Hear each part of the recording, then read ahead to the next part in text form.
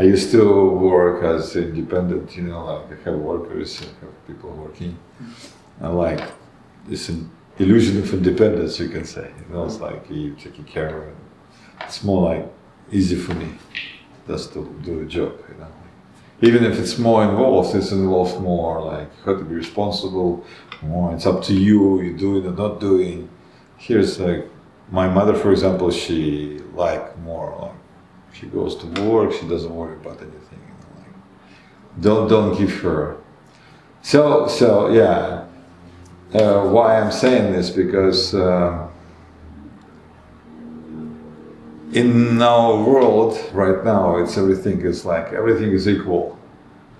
Everybody is like have equal rights, sort of, like we can achieve the same. It's not true. We're all different. We have different mentalities, inclinations, and everything. And if you don't address this issue, it will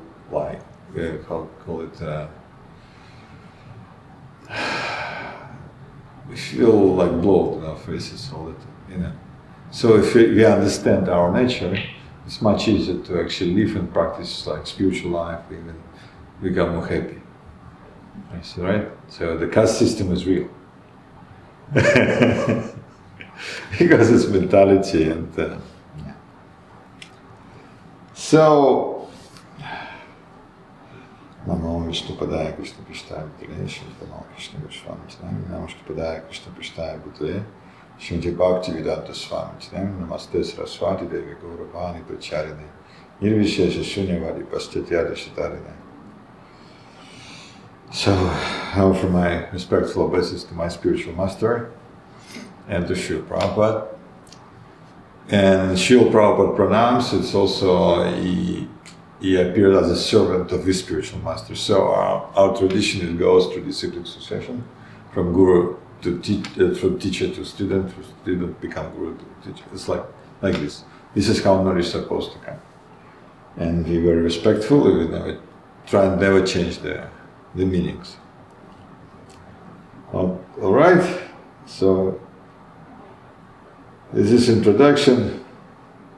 Are we starting with the chanting or not? Oh, I'm really sorry, I'm a little tired. Just 1 second, I bring beads, okay? Yeah. So it's actually very purifying, very nice chant. And these names of Krishna, they're totally transcendental to this material world. So I chant like this already for maybe 35 years every day. It's just when you did one round, when you do long, it probably goes quicker. Hare Krishna, Hare Krishna, Krishna Krishna, Hare Hare. Like this. So each round about 6 minutes or something like this. So I do 16 rounds a day normally. 16 rounds a day? 16 rounds, yeah. Oh. And any time you just do it? Oh, it's preferred to do in the morning time. Okay, all of it? Yeah.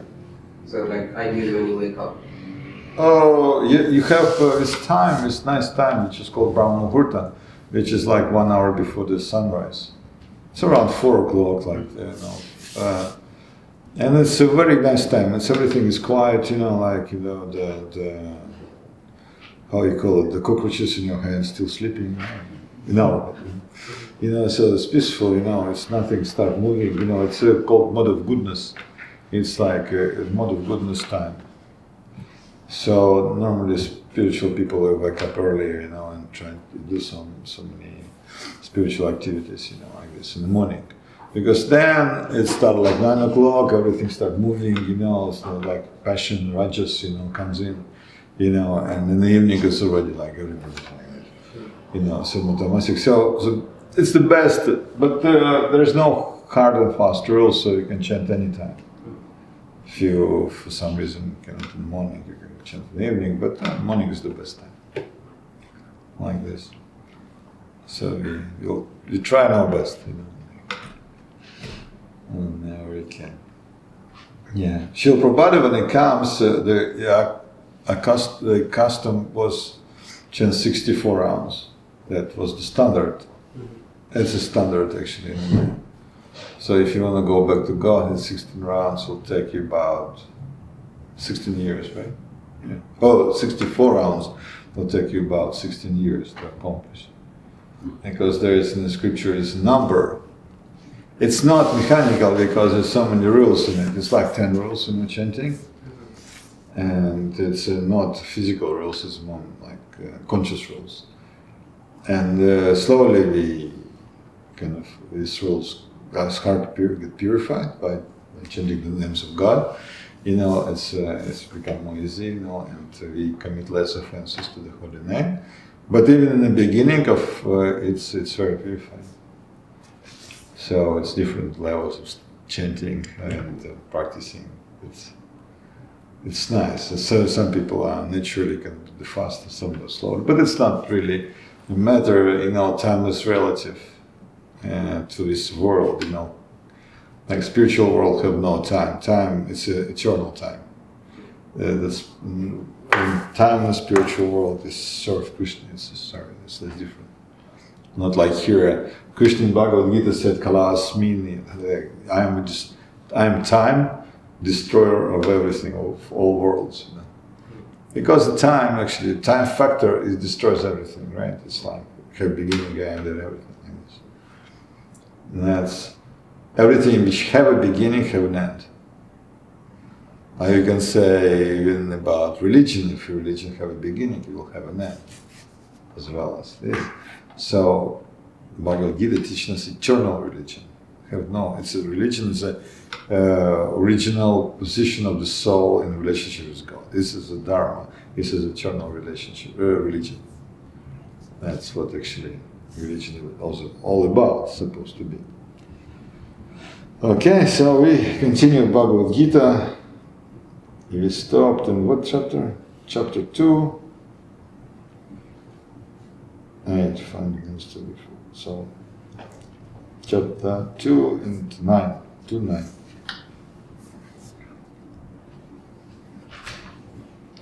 Well, this is a funny one, actually. So, in Bhagavad Gita, in 2:7, Krishna surrenders to Krishna. Arjuna surrenders to the Krishna. It become, please accept me. I am the disciple. Soul surrender unto you. Please instruct me. In the next one, he continues. I can find no means to drive away my senses, and explaining himself. And what did it say in the 9th verse? It say, Sanjaya said, having spoken thus, Arjuna, the chastiser of the enemies, told Krishna, O Govinda, I shall not fight, and fell silent. So, as I don't know if Srila Prabhupada will be explaining, but the point is, Krishna listened to Arjuna, he's smiling. But they say actually he was laughing, on this point. Because first of all, he said, I'm surrendering to you. So surrender means you'll do whatever the Guru said, whatever his Supreme Personality of God said. And the next verse is that I will not fight. Krishna wanted to fight. So Krishna was laughing about it, smiling about it. But the point is the smiling, he wasn't laughing because Arjuna changed his attitude. Arjuna and Krishna are friends. So friendship have this laughter, you can laugh at each other, make jokes about each other. But when they surrender, the guru and disciple relationship is a little different. If guru will laugh at you, like a fool, ha ha ha, what a stupid thing you do, it can destroy you actually, it's not the position of the guru to do like this. Position of the disciple to become overly familiar with guru. So Krishna was smiling, and we will hear in 10th. Then Krishna actually explained himself. He said, "O descendant of Bharata, Arjuna, at the time Krishna, smiling in the midst of both armies, spoke the following words to the grief-stricken Arjuna." And Srila Prabhupada explained, that's exactly what I said just now, he explains. So you see, our tradition is always, the way Srila Prabhupada presented it, it's like you can't avoid it, I'm studying and I'm learning, and sometimes a little bit know what Srila Prabhupada said, you know, see. So you can say I'm not lying, you know, actually telling the truth. But the talk was going between intimate friends, namely Harikesh and Gudakesh, Krishna and Arjuna. As friends, both of them were on the same level, but one of them voluntarily became a student of another. Krishna was smiling. I'm telling you, I didn't read the commentary just before I came here. This is nice. Krishna was smiling because friend has chosen to become disciple, his friend. As Lord of all, he is always in a superior position as the master to everyone, and yet the Lord addressed to be Lord agrees to be a friend as soon as a lover for the a son or a lover for the devotee. So he becomes friend or son, a lover for the devotee who wants to him in such a role. But then he was accepted as the master. He at once assumed the role and talked with a disciple like a master with gravity as it required. It appears that the talk between the master and disciple was openly exchanged in the presence of both armies so that all be benefited. So the talk of Bhagavad Gita are not only for any particular person, society or community, but they are for all, and friends, enemies are equally united to hear them. So everybody hear Bhagavad Gita there. Whereas the opposite party, Krishna was standing in front of everybody, like, you know, this is army, there's a lot of people. How many people was there? 800 million? It's a lot of people. It's a lot of people. So enemies, friends, you know, some relatives, so whatever. Any category you can imagine, we're standing and listening to Bhagavad Gita, to Krishna speaking to Arjuna. You see, everybody have this chance, you know, to take advantage of this knowledge and act accordingly. So this is for everyone. The Supreme Personality of Godhead said, while speaking learned words, you are mourning for what is not worthy of grief. Those who are wise lament neither for the living nor for the dead. So Krishna started teaching Arjuna. Shri Bhagavan Vacha Asocha Anva Sochатvam. This is Sanskrit. The Lord at once took the position of the teacher and chastised the student, calling him indirectly a fool. Lord Krishna says, you are talking like a learned man, but you do not know that one who is learned, one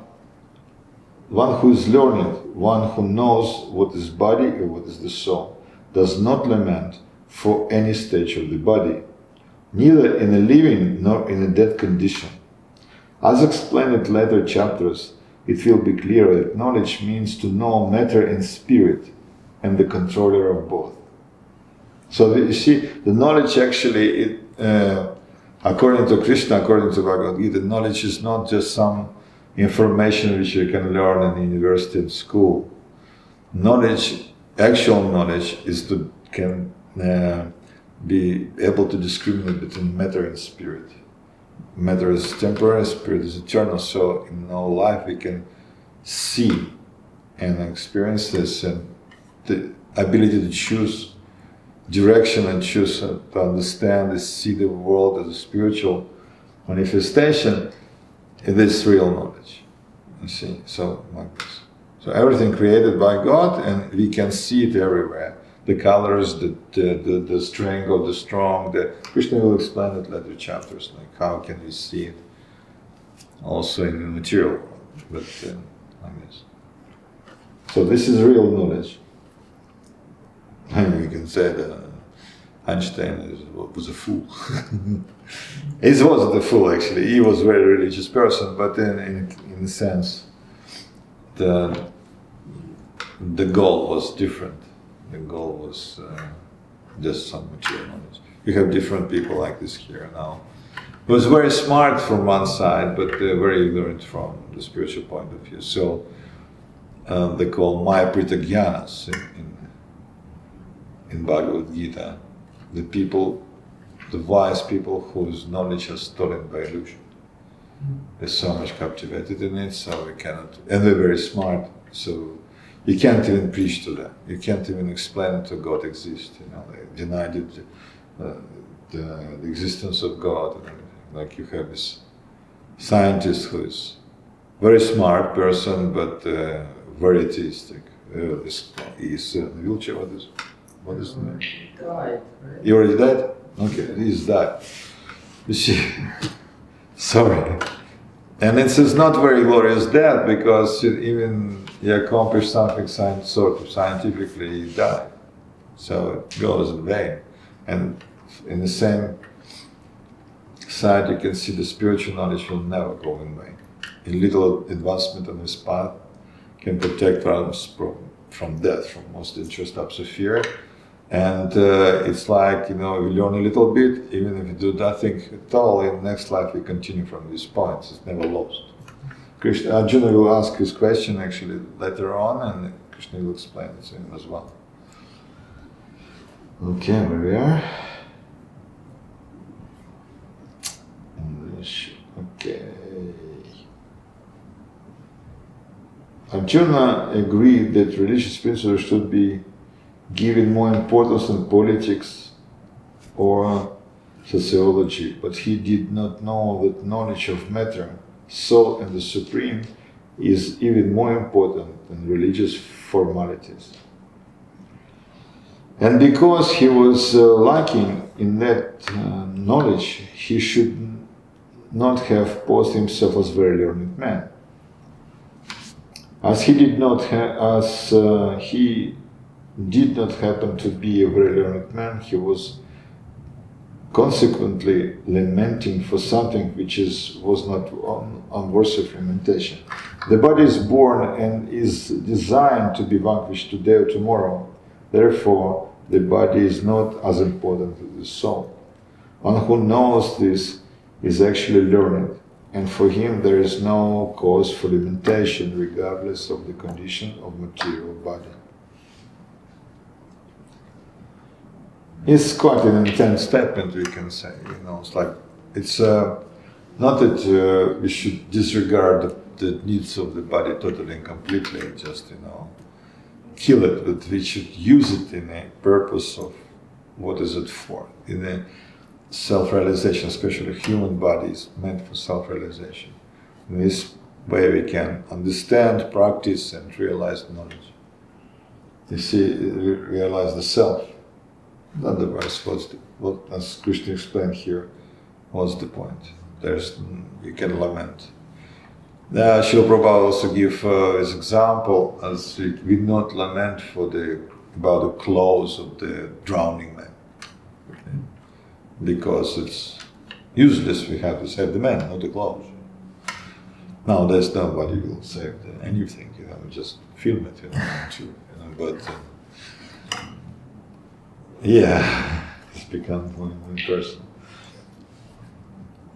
Okay, so now we starting it. It's just like, it's all team, it's all talk come to the point of actual giving the understanding what's the body, what's the soul, what's the action. And this is 2:12, it's a very important verse in Bhagavad Gita. Natvayevaham jadunasam natvam nime janadipam nachayavana bhavishyama sarvevayam mahan param ataha param. I don't even know it by heart, Never was there a time that I did not exist, nor you, nor all those kings, nor in the future shall any of us cease to be. In the Vedas, in the Katha Upanishad, as well as in the Svetasvatara Upanishad, it is said that the Supreme Personality of Godhead is the maintainer of innumerable living entities in terms of their different situation according to the individual work and reactions of work. The Supreme Personality of Godhead is also, by its plenary portions, alive in the heart of every living entity. Only the central person who can see within and without the same Supreme Lord can actually attain to perfect and eternal peace. Nitya nitanam chitanas chitananam eko bahunam yogavadachikaman tadat mastam ye napyasam tiras tesam santir sasvati neterisham. The Katha Upanishad. Different Upanishads, different parts of scriptures. And they have this Ishopanishad which describes the nature of Krishna, like who is he. It's also parts of the Vedas, part of the knowledge. So it's called Gita Upanishad. And this is also one of the Katha Upanishad also.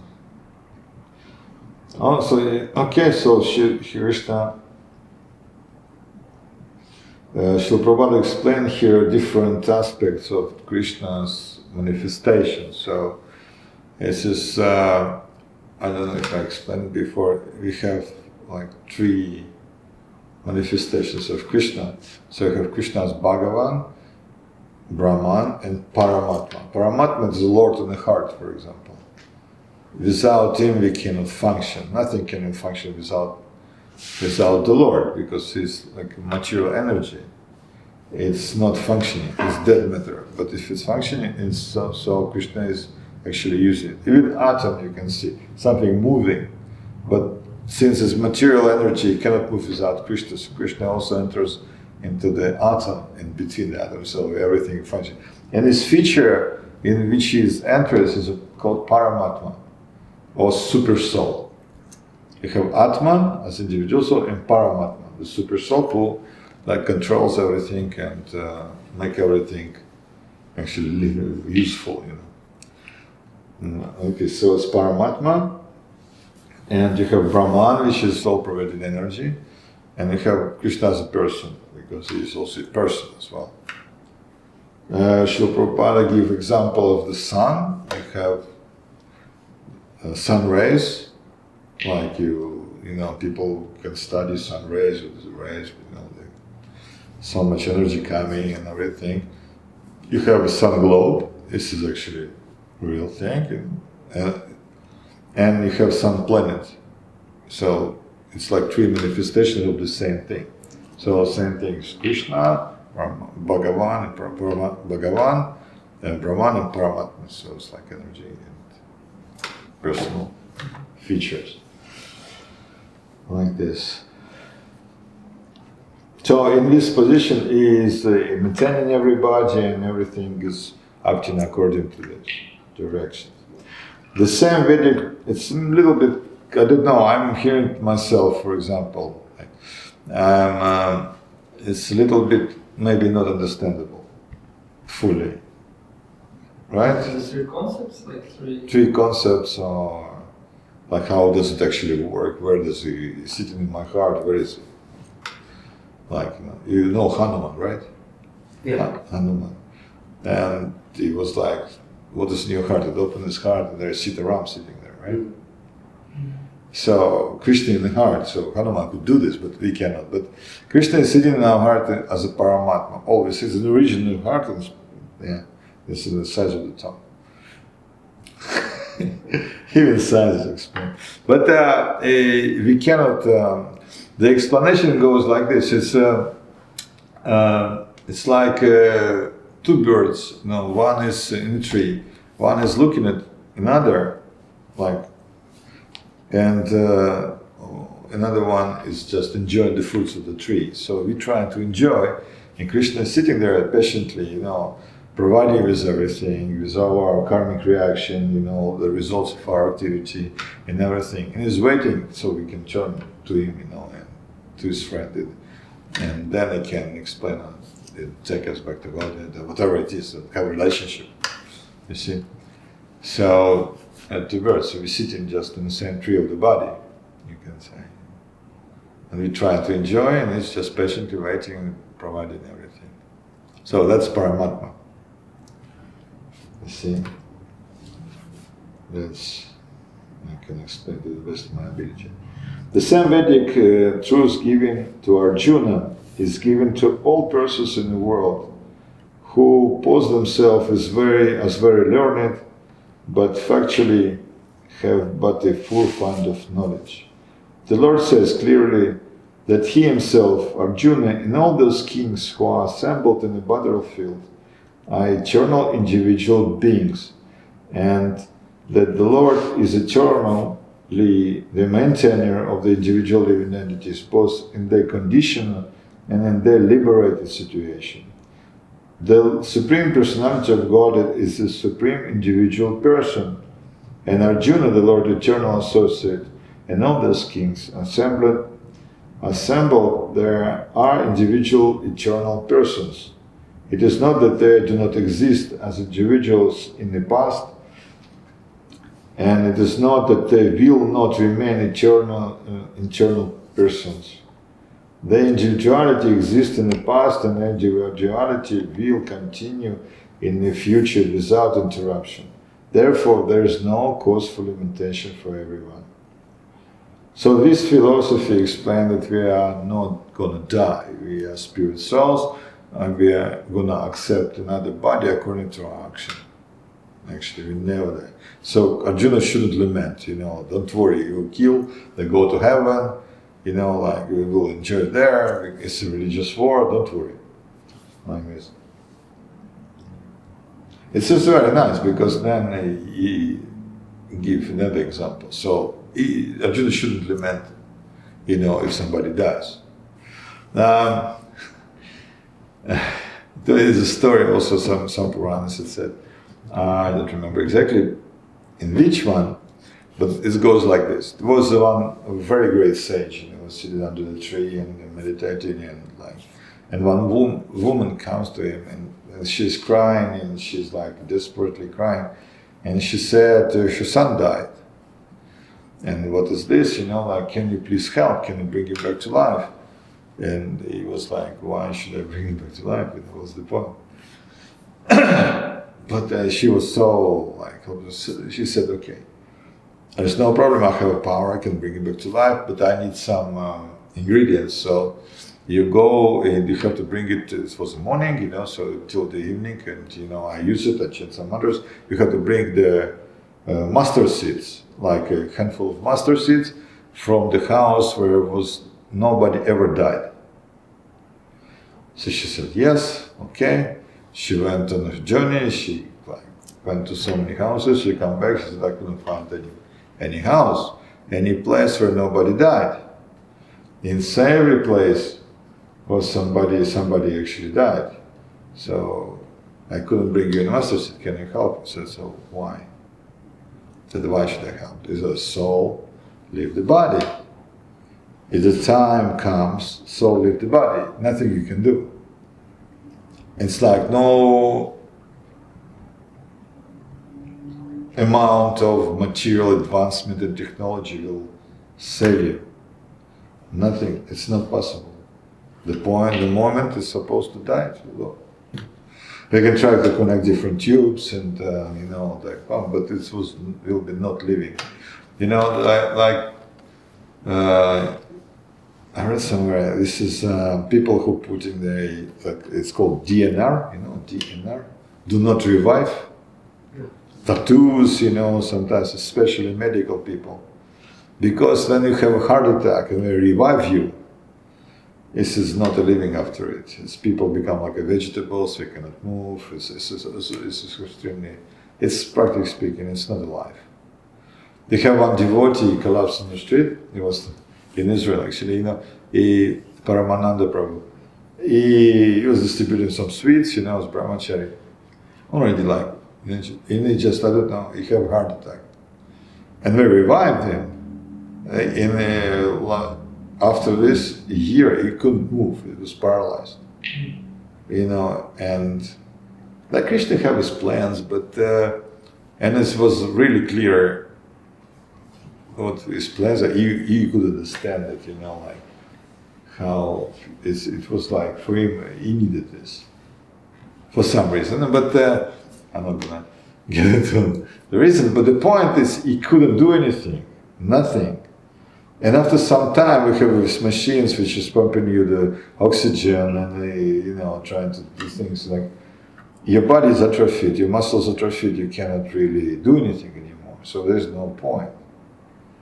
And in the end, you know, we have to, like, his brother have to come. We actually have to find his brother, you know, I think. Anyway, they had to turn off the machine because it was too much suffering. You know. But devotees, of course, will take care of him. Like, you know. It's amazing. So the point is, when you have to go, you will go. And if there is mercy of Krishna, you can get a realization. If it's not, people suffering so much, you know, in these conditions, medical conditions. Srila Prabhupada said, no hospitals. No. He gave instructions, don't take me to the hospitals. We put so many tubes, so like pump something, you know, but he's old man, why should I do it? You know, you have to, the point of dying is very important point, you know, to live in this body, you have to be conscious of, Krishna, more or less, if possible. Because the moment of death is very important, you know, whatever you think, your consciousness taking you there. So this is why I get this body. I don't know what I was thinking, but this is what I get. Like, you know, we have particular desires, and if you desire material things, you will get material body. If you desire spiritual, you get spiritual. This is up to us, more or less. And mercy, of course, of Krishna, if you want to be there. Yeah, like this. Makes sense? Can this, like, there's a story about Maharaj Bharata, who was born as an animal?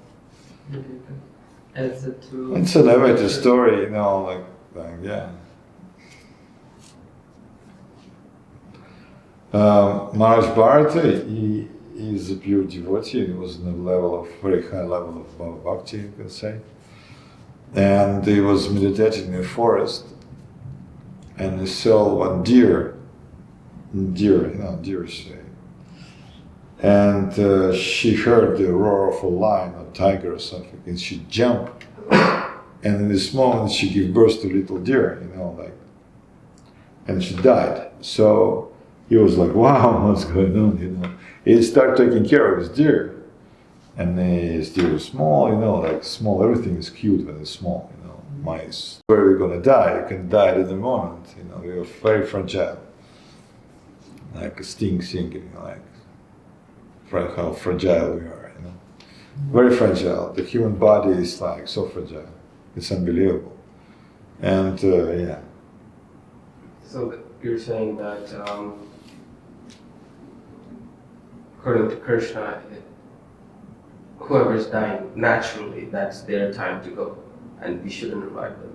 Even if it's unnatural, but it's their time to go, but they go through so much suffering, you know, so it's easier to live when you can live instead of something else. So how do you, let's say, explain or tell the people like around the world right now that's using medicine and science to revive people or save people? So that they're going against the natural order of things? You always have to try, but you also have to understand that there is difference between body and soul. We're trying anything, but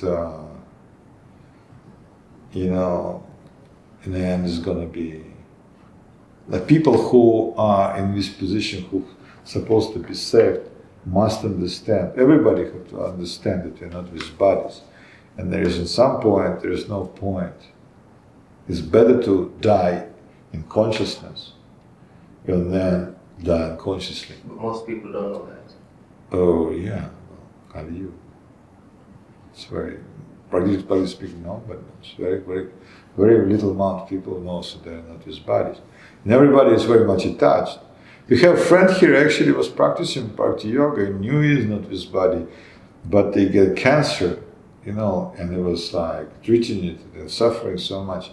And it was like, I couldn't believe it when I saw him. A very famous guy, you know, Rami Black, his name.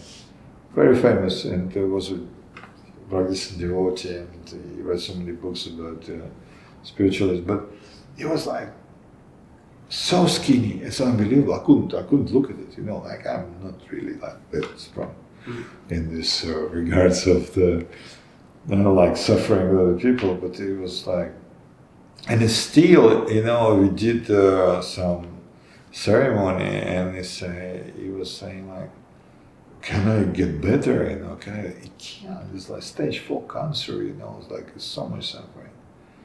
But still we want it, you know, we want to live forever. And you can say how difficult it is to give up this idea, even if you know a little bit. Srila Prabhupada, he have this even more final lesson, you know, when he left his body. He left his body very peacefully, translating Bhagavatam, translating like, his consciousness was very clear, the body was like just the external manifestation, it's not, he didn't suffer. So like this, you know, like, but we are very much attached to it, we have to try. And still, this devotee who I tell is died, you know, with cancer and stuff, in the end, devotees come, chanted Hare Krishna, created a spiritual atmosphere, and then left his body. Like this. But, yeah, there is a point where you can understand that you will not happen. That you have to, like, prepare yourself. There was another devotee who's Kadamba Maharaj, he gave cancer, and he said to he have many disciples, and he said, guys, it's not possible, it's unfightable. You can check if it's fightable, you know, the people knows, you know, like, if it's okay, well, you should try, why not? You know, it's also not advisable to just like let it rot, you know, like, this body, you know, like, it's also not right. This body is given by God, you know, you have to give proper care, and you see, it's a hard question, you know, when you probably trying to die, you know, like, and like, so if something can help you, you want to live, you know. I see, but yeah, that's why spiritual knowledge is very important, because even if you know you're going to die, you will not be afraid.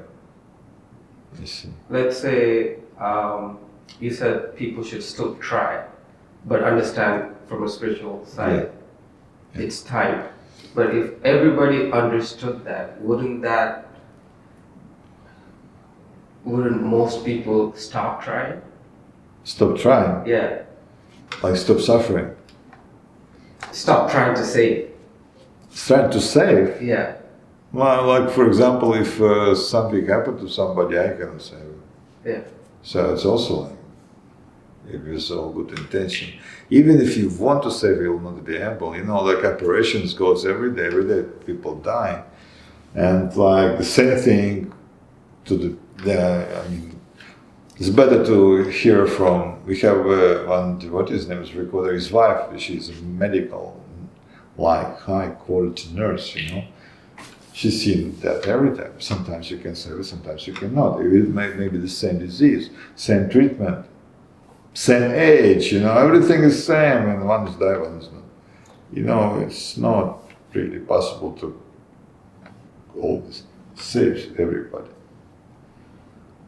At the same time, the same recorder Prabhu, he had a problem with his heart.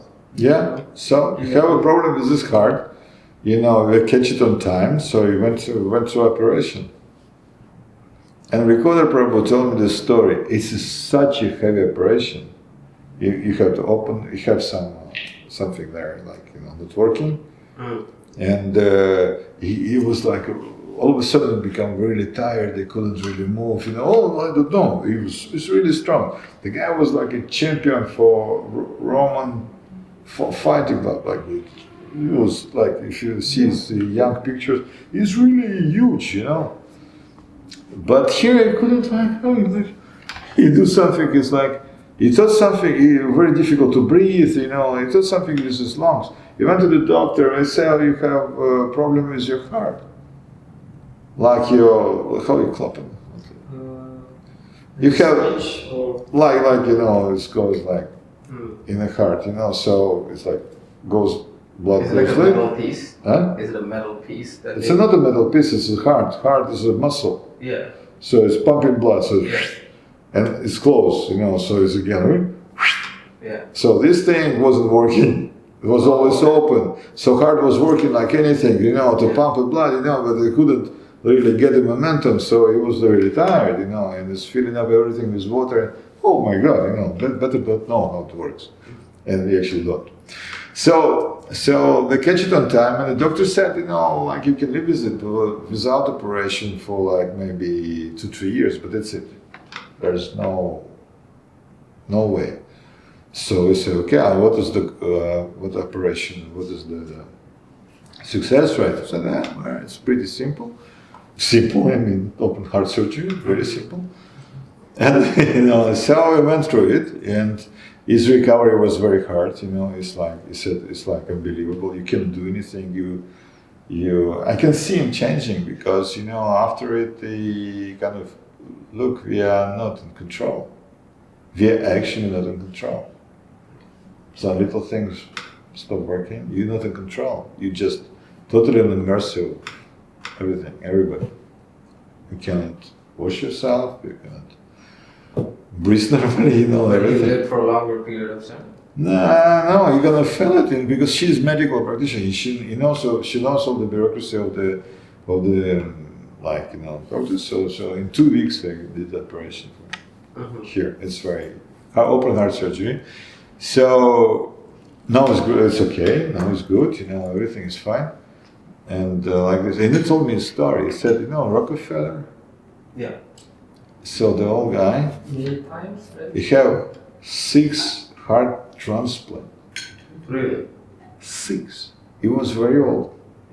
He died when he was 99, I think. So. 6 hearts. He have an operation. He said it's like half a year of rehabilitation. It's just so hard. The guy have transplant 6 times.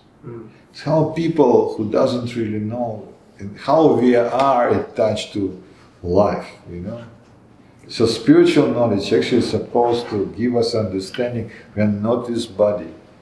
And not just the theoretical understanding, realization about it. So, and we get in it in some ways, So better know before. Say that again? Better know before something happened. Yeah. At least it theoretically knows, and you know who to pray to, because we cannot control it. We cannot stop it. Like with medicine or without the medicine, we cannot stop the final moments. Will body will die. Yeah. I tried to talk something about it to my sister. She said she didn't want to know. She didn't want to think about it. And this is what most people do. How I say, ignorance is bliss. And it's this hard thing to do, it's like you prepare, like hard to think of, but if you understand you're not his body, your spirit soul, you have eternal relationship with Krishna, there's so many beautiful things, so this dying thing is insignificant compared to everything else. It's like how can you give up the low engagement? By getting a higher taste. So this Maha Mantra, this chanting, giving you higher taste and realization you're not this body. You're eternal servant of Krishna, you have a loving relationship with God, is eternal, beautiful, full of knowledge, bliss and eternity. Satchitananda. And this enjoyment which we have here, it's not even comparable, like you cannot even compare it to how even in heavenly planes people enjoy. I read another, I was listening to the lecture and Maharaj explained, like for example, you give this, you take the happiness, the scale of happiness, you just try to understand scale of happiness. Like 1, you'll take you, the emperor of the world is perfect, and you emperor. Everybody loves you, you're great with people, you live in a beautiful mansion palace, And the White House is just stables for, even like, look like very strange stables. Like really like everything. And this is one. You go to the little bit up to the heavenly planets. It's like a normal people there is 100 times more than this. Just normal people in the heavenly planets. You have these demigods who's the controller of demigods. You multiply it by 100. What is there? One, like not this one. And heavenly planets, normal people, multiply happiness by 100. It's just somebody who is in management. When you multiply it by 100, it's Indra, Then you go even upward to Siddhaloka, and this is going on and on and on. And this is just material world. The happiness, like, you cannot compare what we have here. It's just suffering. And till we get to Toronto to heavenly planets, to the beyond the heavenly planets, it's like the happiness of Brahman. Everything else is like considered to be nothing. And Brahman is just impersonal liberation. It's not even a relationship with God. So it's like a drop in the ocean, of bhakti. Everyone drop is unlimited ocean of bhakti. So even the suffering of dying you will go through, and this is not really like, shouldn't be even taken. I mean, should be taken seriously, but if you compare it to the beautiful life, it's not. It's really, you should go through it. With determination, utsaha nishchaya dharya, determination, patience, and confidence. Ooh. Yeah. Is the rebirth, like you said, is that limited or eternal? Like you continuously reborn. The soul never dies and lives forever. As Krishna explained, we all live before, we will live later on. So the change in the body in the material world is called samsara, and we get in like paycheck for our activity, the karmic reaction for our activity in this world. So they can go forever here. It's not like you don't, but you can get out of the samsara circle by perform devotional service to God, to Krishna, to Divine. And then you stop circulating in different bodies and try to... I'm wondering, so what's happened once you, when you leave the spiritual world? There is no death there, right? But then you just born there, you're beautiful, you're healthy, and you live forever. This is heavenly planets. Not heavenly, like you don't born there, and time doesn't exist. Kind of hard to understand. Yeah. Time doesn't exist. Yeah, we have material mind and material intelligence. It's a little bit hard to understand, but you it's like, exist. You just exist. You just is. Not really. You're acting there very much. So, like with transcendence, which happened, analysis too high. I mean, time doesn't exist. That I'm serving everybody. Like for enjoyment of Krishna. And it's not, it's like you think it's going to be boring so long, eternally. Mm-hmm. You have to eternally do things, but this doesn't exist, time. Yeah. Time factor is not there. Thinking from a concept of time that it's going to be boring. Yeah. But if you don't understand that, or you don't have that concept, then you're not going to think that. I mean, we can try to philosophize, but, and it comes to some understanding, but it's hard to imagine, But and also the blissful, like Ananda concept, is ever expanding. It's not. That's also interesting. So it's not static. It's ecstatic. It's ever expanding bliss. So you live there forever, and then you get happier and happier every next minute. But there's no time. Huh? There's no time. There's no time. Yeah. Yeah. Well, it's probably just. Yeah. I mean, okay. Hard to understand. But it's very get out of the car. very promising, right? essentially. And there is another, just recently, was listening to Srila Prabhupada, his book, and he was saying that to understand happiness, like usually we're busy, like adult people are busy, but think about a child who was like waiting for mother or father, and the mother came, and he's like so happy, they smiling, they dancing, like this. This is kind of the biggest happiness we can get in this world. Like we can try to reach that, because like adult people always they have business they need to worry about, like they need to do this, that. They have attachments. Yeah, like also bodies, like there's when you get older, like there's always something not perfect, right? And like thinking about a place where there's Vaikuntha means there is no worries there, right? There's no no suffering. no suffering, and then there's all these cool activities which are interesting. So it's very promising. So it gives me happiness. Okay, let us come back. Yes. So why we can understand this is you see, as we live in this life, we also don't remember so much suffering. Like suffering is actually gone. And from our conception, we don't really understand that this is actually true. Like you have a toothache, it's like, oh my God, there's so much suffering. You fix it, it's like, okay, nothing happens. Like nothing happened.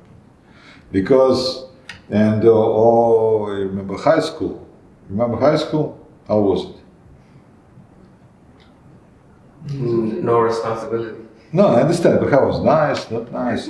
It's Nice. It was horrible experience. I remember it was horrible experience. I was there thinking, wow, it was nice. I was young, I was studying, I was with friends.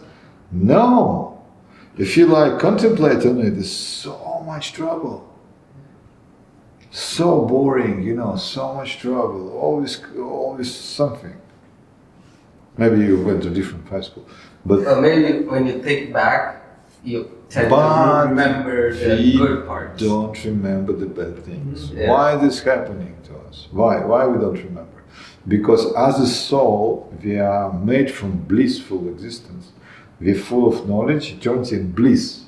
This is what kind of, like this body made from earth, air, fire, ether, water, mind, intelligence, ego, soul. But we are made from knowledge, eternity and bliss. No material, and it's a body, and it's blissful, like this. This is why we can really identify ourselves like fully with this material world. We cannot even imagine dying, right? You can't imagine dying or not existing. It's impossible. It's like, to become non-existent, it's impossible. Just to imagine it, it's not possible. Also it's not possible, but even imagine it's not going to happen. It's like we're going to die, so I'm going to live in the ground, like lie on the ground, all the time. And nobody really understand why I will go somewhere else. Like even people who don't believe in God, will not for themselves imagine that this is possible to cease to exist. Yeah, that's because we are not this body or spirit soul. Yes, there's another story that everybody is thinking that like now people dying every day, but technology and medicine are evolving, right? And I have these thoughts so in 50 years when it would be my time to die, definitely medicine would be so high that I would figure out how to transfer my consciousness. Yeah, like change my body, like in a movie, like we have this for the rich guys who have a special bed, like current the needles, all fixed, nothing can be broken, only arm and stuff. Sorry, will not happen. No, doesn't work this way. Also, if you can see, technology is involving so much, but also consciousness is degrading very much. So even with this high technology, nobody like to find a cure for cancer or other diseases. Nobody really want to find it. It's bringing so much money, so much industry, like engagements. It's not really, doesn't look like anybody looking. Even like this, you can see, what's the point? Yeah, it doesn't seem like the priority. Not really. Yeah. You don't understand really what is priority anymore, So Kali Yuga is like this. There's an edge of quarrel and hypocrisy. And it's like a body without head, like head in the Vedic culture, it means the Brahmanas, the religious people, the people who explain and practice spiritual life. So body without the head, it's like it's just jumping around, for something. And it's not working really much. So body without head means body without knowledge, the people like the world without spiritual knowledge. That's what it means actually. The goal is different. The goal is sense gratification. The goal is enjoying our senses. And we always enjoy our senses on somebody else's expense. And somebody who can control it and enjoy it, and they don't really care about anybody else. Only friends, like what is Mussolini? For friends, everything, for everybody is a law. Right? This is how it works. If you're a friend of the president, it's not probably you can do anything. You always get away with it. Or hacker George, like they'll find a way. Or police. It's a bit corrupted, maybe. But I'm just saying, but the point is, it's not like, I'm telling you these people are bad, these people are good, but the goal is kind of, how you call it, missed, you're missing the goal. If you take the most complex, like, or even small, like, mathematical equation, and then make a mistake in the beginning, so the equation will be ruined, right? So the mistake is that we have this body, and this sense gratification will bring us happiness. That's the mistake, and it will not bring anywhere, not to happiness, not to sense gratification also. It will bring only suffering. So you have to change this equation, trying to adjust it in the proper way, so we can understand the goal of spiritual life. And we have this body, we have to use it in a proper way. And Srila Prabhupada, Krishna explaining in Bhagavad Gita how to do it. Slowly, you see, Arjuna want to not to do something, want to, as you say, so what about the body? If it's sick, you don't care, take care of it. No, you fight for Krishna.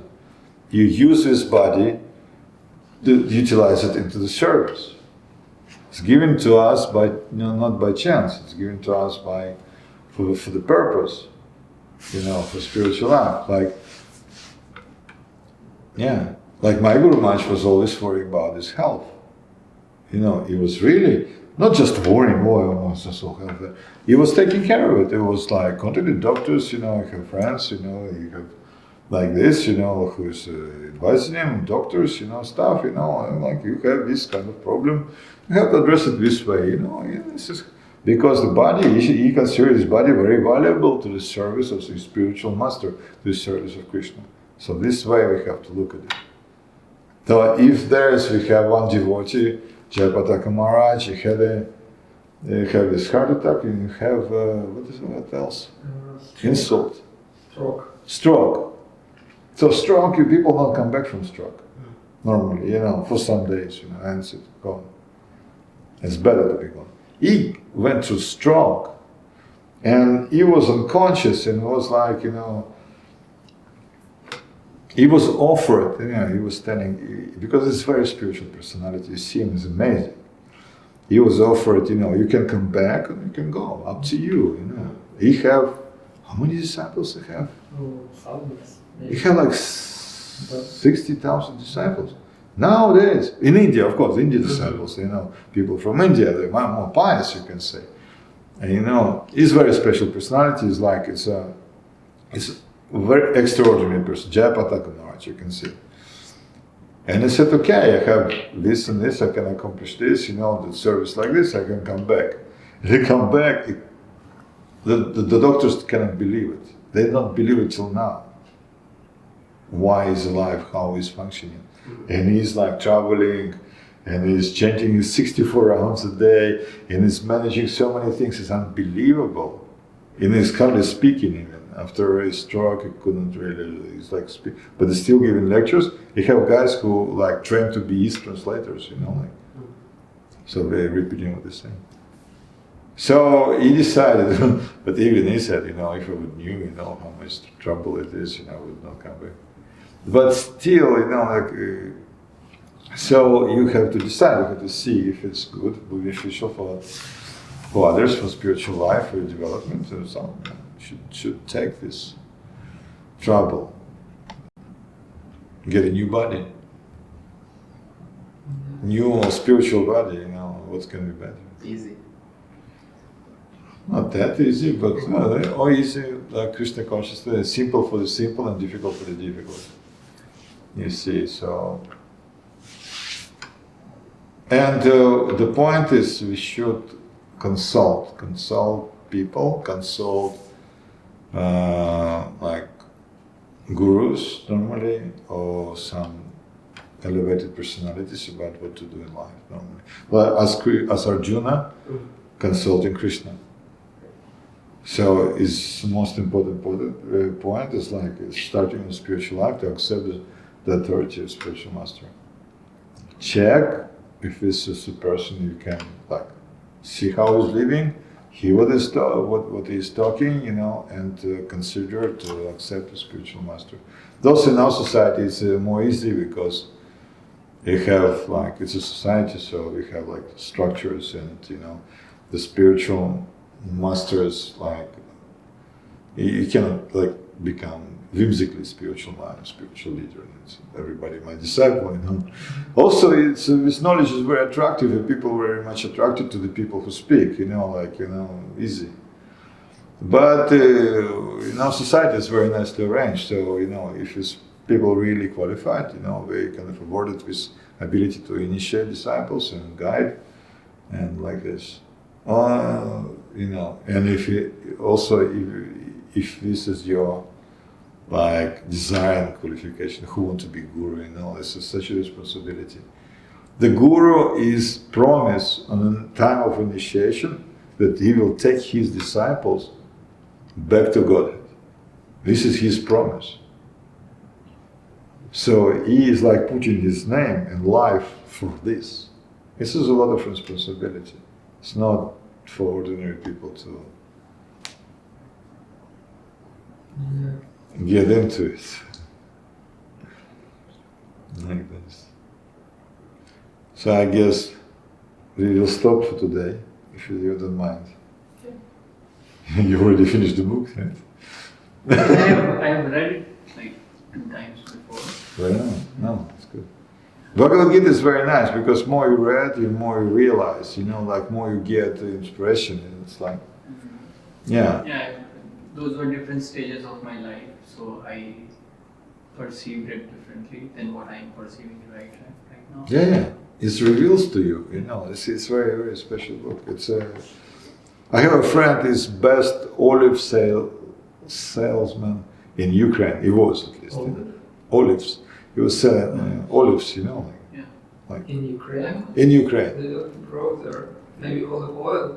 No. He was selling olives, like the company was selling olives, so he was working there. He was the best salesman. And he was giving seminars on Bhagavad Gita, how to sell olives.